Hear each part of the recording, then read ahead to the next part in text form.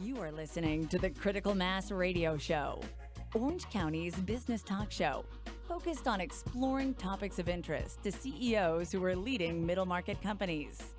With your host, Richard Franzi.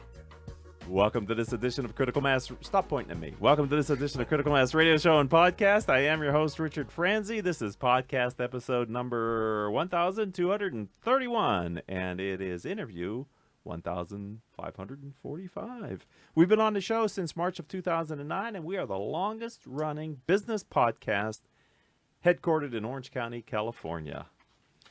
Building a software business is a long, hard process, and successful companies follow a maturity curve that they must overcome 3 hurdles for their long-term sustained growth. Jeff Curie, president of the Curie Point, will break down these 3 hurdles. That's why we've invited him on the show, and how the most effective leaders change the goals of the sales and marketing and product teams to navigate through each hurdle. Jeff is a CEO, experienced entrepreneur who has built multiple software companies in SoCal using both reoccurring SaaS and enterprise licensed models. Jeff, welcome to Critical Mass Radio Show and Podcast, my friend. Thank you very much for having me. Well, let's get started simply. What is it that's unique about what you do from others who might claim to do something similar to you? Well, there's not many people that do what I do, turns out. Well, that makes it well, easier. I mean, one of the big ones, of course, is I've been a CEO of a company. So Yeah. I help CEOs. I've stood in their shoes. I've made lots of mistakes. I've learned a lot of lessons. And, you know, I come and help companies from a different point of view from a marketing guy or a sales guy. I come and look at it from any point of view, titleless, Right. you know, Well, without bounds. And you can look at it from the pure CEO's point of view, too. Right. Because you've been in that chair. Yes. And a People lot of don't CEOs understand unless you've been in that chair. You really can't appreciate what it's like to No. be the final decision maker of a company. And it's right? a lonely place. It is a lonely place. You can't react. You can't bounce ideas off your people when it would scare them. Right. Right. So- when you can't say, I don't really know what to do here. What do you think we should do? That can sometimes cause them a bit of concern. Yes. So what are the niches? Where do you, I said a little bit in the open, but where do you focus your practice now? B2B software companies between usually, I mean, some are smaller, but usually 5 million in revenue up to 50 million in revenue. Okay. Sounds like there's a lot of those. There are a lot of those. Do they want to grow, or why are they bringing you in? I know we talked about the 3 hurdles here, but what is it that's causing them some level of something to want to bring in Jeff? You know, a lot of them are, it's interesting actually. A lot of the companies are companies that fell out of something, a consulting agreement, engagement that they built something and then turned it into a product, or they're a services company that built something and they want to turn it into a product. Okay. Or it was a spin out of another company. And any way around it, they found themselves with a product that maybe they built part of it or somehow, and some customers, and they went and they started selling and all was good. Right. And then they flattened out. And they said, wow, we don't actually know what to do now that we ran out of the obvious market. Okay. What do we do? And they tend to not have really invested in what they would consider the soft skills, sales, marketing, product management, and things like that to lift the company to the next step. And so that's what I find a lot of companies kind of hit that plane. And the CEOs, you know, they're entrepreneurs, but they're just not happy with where they are. Right. They want to keep going. Right. And they may have tried some different things, and none of them are getting them past that plateau. Yes. And so you come in with your experience helping them to see what they can't see?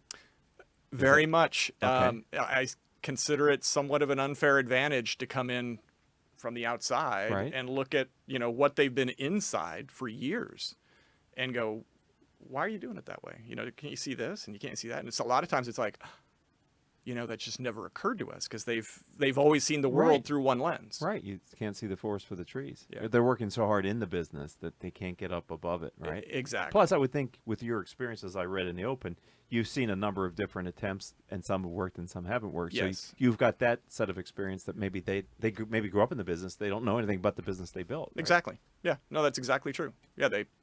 They've only really known one business as a CEO, and they've never seen how different business models work and in practice what a really good sales team does versus a not very good sales team, or really good marketing and not very good marketing. Uh-huh. They don't have that perspective. So Right. I help give them that perspective and help them lay out a process to grow that. So grow I'm, their I'm companies. going off script here though, a little bit. Then that means you must be advising them on some level of organizational change. Yeah, usually they have a dysfunction Right. of some kind. Something's not you know? working. Yeah. I mean, it's often because it's an incomplete executive team. Okay. They don't have all the skills. Oh, okay. Okay. They got there without all the skills. Right. And then when they need all the skills, they don't really appreciate what those skills actually do. Okay. So they don't know how to hire the right marketing person. They don't know exactly how to go to market or expand their products or even figure out what they actually do. I mean, a lot of times What do you mean by that? customers are, if you go talk to a company and you ask them, why do people buy your product? They often have because of this. But when you actually talk to their customers, they don't have the priorities right at all. The reason the customer buys it is a very different reason. And so they don't really understand it. They don't have someone who is the voice of the market Yeah. in their company. And so they're operating on somewhat Kind of wrong momentum. beliefs. Yeah. Yeah, right? it's always worked and we continue to do it, but it's not getting us there. What do we do? So again, I'm off script here, but I'm curious, Jeff. Can these leaders see this coming before they have to have the pain of it not working any longer? You know what I'm saying? Are there signs that if you could have gone back and go, let me spin you back 6 months or 6 years or whatever that is, and did this happen? I mean, are there kind of guideposts that maybe you would see if you would have been there? Sometimes, usually they're frustrated or they've turned over their sales team. They've turned over their VP of sales. They've turned over marketing, or their marketing is, they're like, oh, marketing isn't worth anything. They don't do anything. And it's like, that's a warning sign. Marketing's actually a really important function. Yeah. And if you think its job is to make brochures, you're wrong. Okay. You're not doing it right. Right. And so, Well, that's a part of they just don't marketing. know. That's a part of It marketing. is a part of marketing. But that's not strategic. It's not the part that makes you sales. Right. Or Yeah. grows you. Right. Right. Okay. So let's keep moving through the questions, because we have definite questions that I want to ask him, as well as these ones we're going off script. That's what we do here on Critical Mass Radio Show and Podcast. Can you think about a time in your career where you might have failed? No, we're not talking about I other can people. list a whole litany of them, Okay, actually. we only got a 20-minute show. Some of the best. Okay, we only got a 20-minute show. At something that it was important at the time, where you failed at something strategic in your career or in your company. And if you could give us context for that here and sort of set the stage for it, but then help us to understand what you learned from that experience. Sure. Yeah, so a good example of my failures is I was hired as the head of marketing for a company, a SaaS software company, and I wanted to help them grow. CEO hired me. Let's grow this thing. This is great. I didn't know. Usually, I didn't know a lot about the domain that they worked in, but I'm smart. I learn. I study. I read everything. So I'm trying to help them grow, and sales are really slow. And everybody's got ideas. Well, maybe we should make this feature. Maybe we should paint it blue. Maybe we should. Everybody's got an idea. But I'm like, well, but why isn't it growing? And I had the advantage of being kind of an outsider. I didn't know their market, so I stepped back and I said, well, let me understand this market. And so I started really looking at the market, and I said, well, okay, I figured out the problem. The problem is the market's only this big, so it's never going to grow very big. Ruh-roh. And so I proposed, the company actually has a whole bunch of other assets. Why don't we try to build another product for a bigger market using some of the assets the company had? And the CEO was a bold guy, and he said, let's do it. And we did it. And the company is now 250 people, and it's thriving. Mm-hmm. And, the lesson learned is, you do have to step back and look at it from the outside in. Sometimes you're just aimed wrong. Mm-hmm. You're targeting the wrong thing. You got it. Yes, 20 people told you they'd buy it, and they did. And that's it. That's it. You saturated the market. That's it. You got the whole market. Yeah, 100% market Congratulations. penetration, baby. So, it was the advantage is you do have to step back, and you do have to really think about, why are you doing what you're doing? Is it really the right thing? Is the market big enough? Has the market moved since you started? Yeah, because you're in a technology space with these software Everything's companies. moving. Right? Everything's moving. Nothing is. I have many technology companies on the show, and what I've noticed is, and I believe this over the 10 years of doing the radio show, is the half-life of the business model that underpins a technology company is a much shorter half-life than a lot of other business models. And if you're Definitely not true. constantly reiterating it and looking at it and updating it, you can get put out of business pretty quickly. Absolutely true. And you can build software very quick too, but if you build the wrong thing, it doesn't help you. Right. Right. And so a lot of companies, take the best ideas of everybody in the company, but not actually talk to the market. Right. And what do you want to buy? What's your problem? Well, your earlier example of believing you know why your customers do business with you, and then somebody else asks them and they tell them something different, that is an eye-opening experience, right? It is. You would like that not to be the case. Yeah. But it's a great, once you go through the process, you go, oh, and they start explaining their company in a completely different way. And then Right. everybody starts nodding their heads and go, I have that problem too. Right. Well, the ones that you work with that get it do, but I'm sure you've seen some companies that even when presented with the facts have a difficult time reframing their mindset. For sure. It's up to the CEO. Right? The Tone at the top. CEO's got to be a fearless, eyes open entrepreneur. Right. If they're scared, if they're closed-minded, I'm sure you've had people on the show that said people are coachable or not coachable. Uh-huh. Some CEOs are, look, I'm here to succeed. I don't care if I'm right or wrong, and I'll take chances. Right. And other CEOs are like, I don't want to get fired. I got to report to the board. I don't want any bad news. I don't want to hear bad news.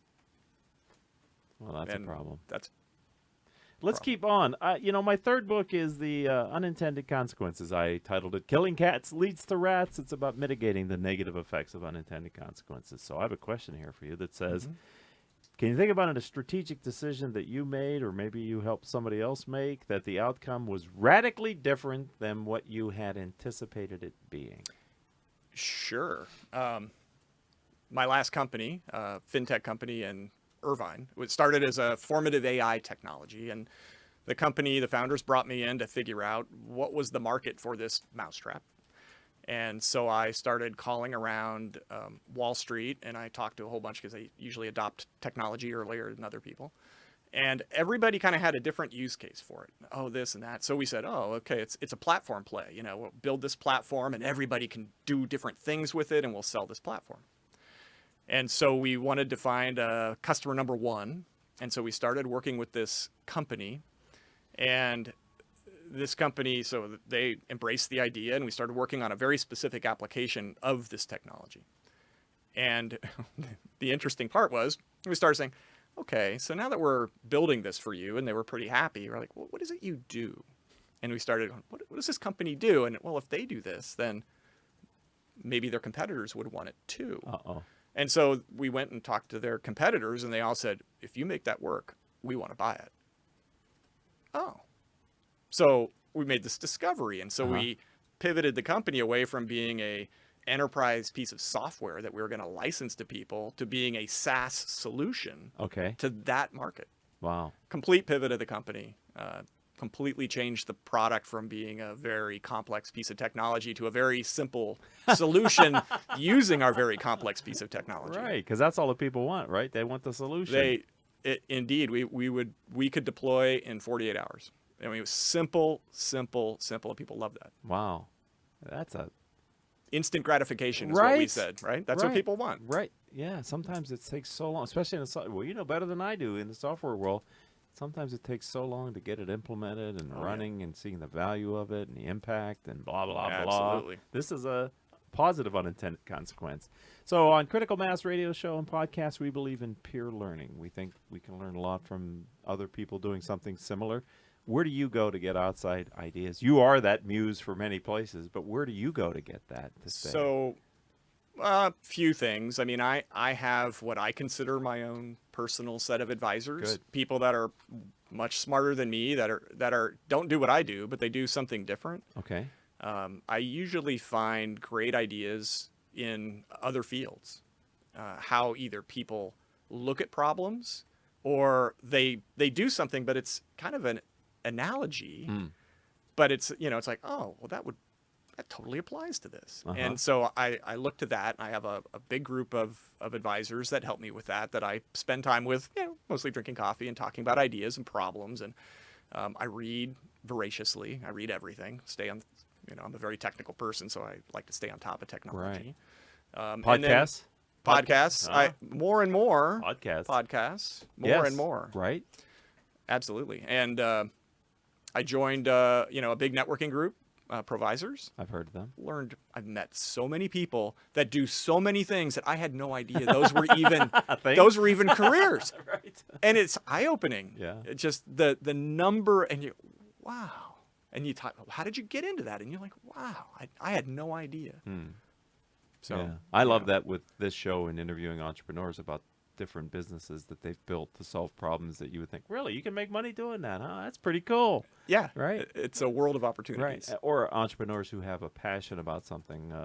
They made a great peanut brittle, and everybody kept telling them for years, you should sell this, and next thing, they finally start to do it, and now the world loves their peanut brittle kind of a thing. So it's always great.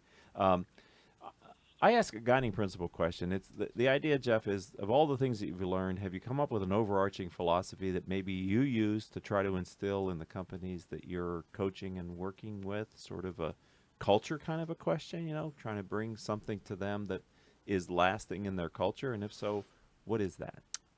Well, I have two answers to that. Okay. One is my own guiding principle, how Okay. I run my business, and the other one is kind of what I like to impart on my customers. Thank you. Certainly what I like to impart on my customers is to put themselves in the customer's shoes and think like the customer. Be market driven. So many people have a problem with being market driven. I know I'm right. I invented this thing.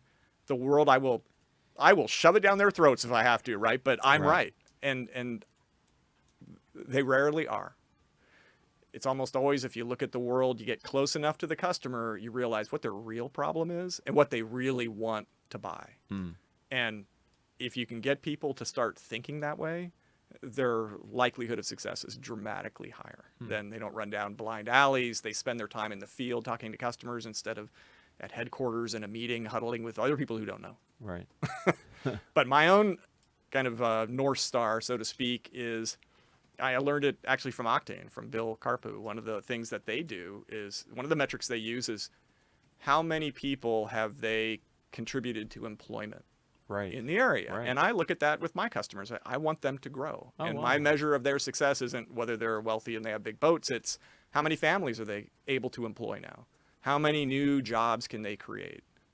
That's I think, my way of helping Orange County and Southern California grow, especially in the technology space. Right. And I would think, tell me if it's true, those are good paying jobs. I mean, when Bill was on this radio show, that's part of what he talked about, is not just how many people, but the types of jobs are well paying, which then has this impact on the greater community because they need products and services. And yeah, absolutely. Right? So yeah, I mean, really I live positive. in the technology world. It's a pretty highly paid world of engineers and developers and all the people, sales and marketing that goes around those people to make companies. Yeah, the ecosystem that supports that. Yeah. All right. You're going to come back on the show, Jeff, in a couple years. Where are you going to be? What's different? Well, I think what's different, I think my fundamentals will be the same. I'm still going to meet customers where they are and then help them grow from there. I'm hoping to find more customers that want help in some of the technical passion areas that I have. So I've been working in artificial intelligence for about 5 years, big data, about the same. I'm very interested in those areas and how companies can apply AI, which I thought, there would be more companies that actually are looking to do that, but in reality, there aren't. It's very new, and a lot of companies, especially at the CEO level, they're not thinking about AI. They're thinking about much more fundamental things. How am I going to pay for my employees this month, kind of things. Right. But that technology has so much benefit to the operational capability of a company or its competitive posture. And so I really want to work more in that space, and that in general. And then also the Internet of Things space, I think, is an area that has just transformative power. I mean, it'll go through a lot of false starts and a lot of really, well, that was a bad idea. Great. Now we have 1 million devices all listening to us and recording it and sending it to someone in Cupertino. Nice. But yeah, as an example. But hypothetically, the idea is transformative. If you can use a telephone and a remote sensor to check someone's health in Africa. Right. Fantastic. We've disaggregated the fact that you go to a doctor because they're within 5 miles of you. Well, why be within 5 miles? So these new capabilities in power open up all kinds of doors. Do you think that the adoption of AI, machine learning, and other smart technologies is going to hit an inflection point, though, where if the people didn't start now or aren't investigating it, by the time it kind of gets into the zeitgeist, you may be playing catch up at a very fast rate? I do. Okay. Absolutely. So with a word to the wise, and you don't have to just be a software company necessarily, right? So many companies now are looking to how do we apply AI to take our product to the next level? Because if we don't, our competitor will. Right. And so some, people that are number 4 and they want to be number 1 could jump to number 1 with a very innovative AI-based version of a product. Right. Or does this make sense to you? The classic 2 people in a garage who aren't even in your industry yet, but knowing how to use smart, intelligent products like tools like AI, machine learning, can disrupt your industry with a whole other level of efficiency because now they have help. Absolutely. Does that make sense? Absolutely. So I think that almost makes the risk even greater for these companies to look outside their business, to look for where the competition may be coming from, because you can't just look at the top 10 people in your space. It could be very disruptive, right? Completely different ways of solving problems that, wow, we built all this code to do this. Yeah. So a human could do it, and now your machine just spits it out. Right. How'd you do that? Son of a gun. Well, I did it with an open source, open source code I got from Google and a bunch of data. Right, yeah. It was really easy. Yeah, right? It's not easy, but no, it's not easy. It's getting easier every day. Right. But it's something we should be looking at, especially, I think, companies in your main niches who are all around it already, right? Yeah. And everybody says the words, Right. I don't, what website can you go to that doesn't say, oh, we use AI? But they don't. They want to be Me Too's, but it's like, well, okay, for what? Right. What does it do? And if you're going to get an investor, in your deck, you want to put those terms. Yeah, AI, I think the investors have wised up to Do that. you? Oh yeah. So they know the questions to ask that Oh, yeah. can expose you pretty quickly. Yes. So Yes. don't do that unless you're really doing it. It's not going to serve you well. No. Everybody, they can evaluate it very quickly. Yeah. All right. So if someone would like to learn more about you and what you do, how do they find you online? I have a website, thecuriepoint.com, 1 R, Curie like Marie Curie, or LinkedIn, Jeff Curie on LinkedIn. There's not many Curies on LinkedIn. Okay. There's a couple in Orange County. I'm related to all of them. So any of them you reach, they can 6 find degrees me. of But separation, baby. if their name's Jeff, it's me. Most likely, yes. Well, that's great. Thanks for being a friend of the program, coming in, sharing a little Welcome. bit about the business. I've enjoyed our time together. It's kind of flown by here on Critical Mass Radio Show and Podcast. Thank you. Thank you. All right, you're welcome. Let's thank the engineer, because I'm supposed to on the script. His name is Paul Roberts, and he actually deserves it. But really, the heroes of the show are our 3 producers, Joan Park, Crystal Nunley, our newest producer, who is here in the studio today off camera, Nicole Terry. If you'd like to connect with me, please do that on LinkedIn. I'm Richard Franzi, Franzi. And until our next show, I hope all of your business decisions will move your company in a positive direction. You have been listening to Critical Mass Radio Show Business Talk Show, focused on exploring topics of interest to CEOs who are leading middle market companies. With your host, Richard Franzi.